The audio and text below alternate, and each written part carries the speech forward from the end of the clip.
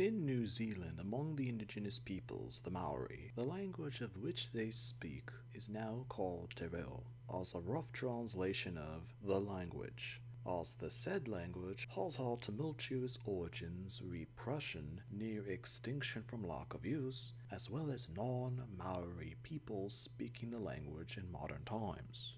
The Forgotten History.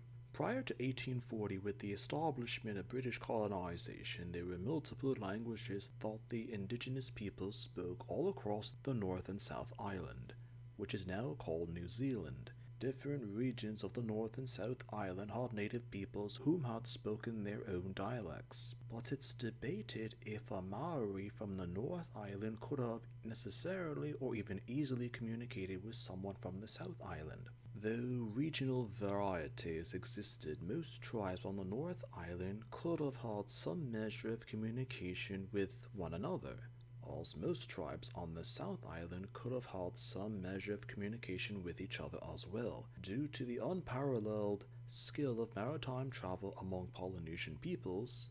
It's known that there were inter-island communications, as well as trade, travel, and even intermarriage. It's just debated as to how much exactly did North to South Island communications there were prior to British settlements.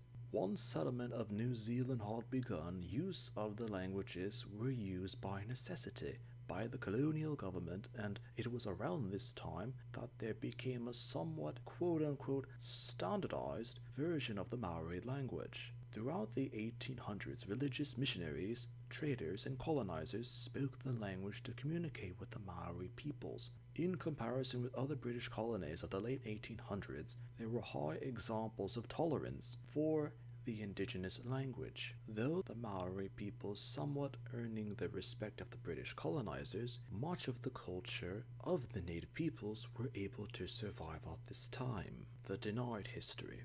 The gradual loss of the Maori language among the indigenous peoples was slow, as from the late 1800s on into the early 1900s, the populations of New Zealand city centres became gradually urbanized, and the prominence of English as a language seeped into everyday New Zealander-based life.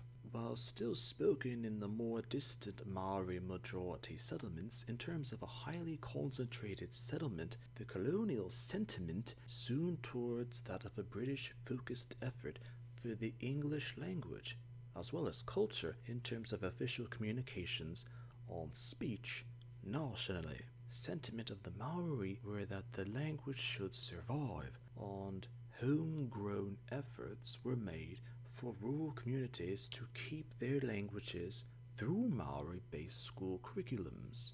However, the overwhelming presence of English meant that all surviving dialects of what is now considered to be Te Reo were influenced by English, as the language became the major source of loan words or borrowed vocabulary which were fit into the Maori language in terms of euphonics and grammar. By the time of the Second World War, production and manufacturing made plenty of work for Maori residing in more distant rural areas. Had a bulk of the population move or gravitate toward urbanized city centers or more populated regions of the North and South Island. The influx of Maori into major city centers at the time caused the language to decline even more quickly and rapidly than expected, and by the 1960s and 1970s, the languages of the Maori were considered critically endangered. Some experts at the time even considered the languages of the Maori to become possibly extinct.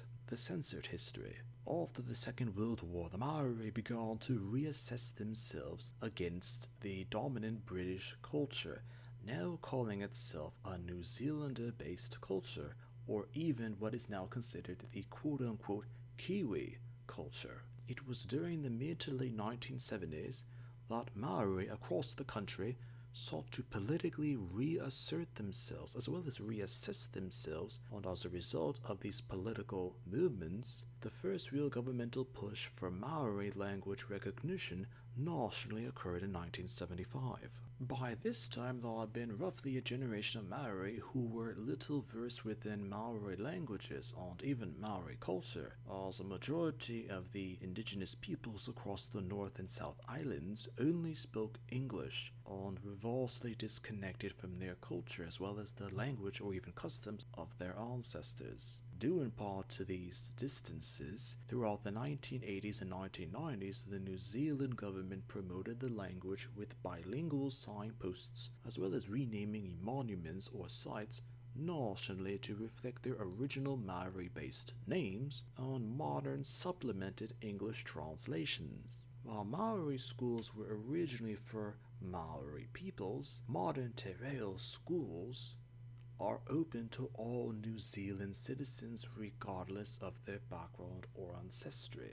As a result, the Pākehā, New Zealanders of European or mostly British-based origins, began to become fluent in the Maori language. Due to the fact that even though the language schools promote the language, the Maori people are disproportionately poor in terms of relations or income, even accessibility to the language schools when in comparison to the Pākehā. Whilst Maori peoples may not exactly have the extra time or even the will to invest with the language classes, so it led to the lack of fluency in the language nationally, regardless of the North or South Island. So most of the people now speaking Te Reo fluently as a result of the New Zealand governmental programs are actually people who aren't of Maori background at all. This resentment among Maori, knowing that non-Maori know more of their language than they do, just shows the paradox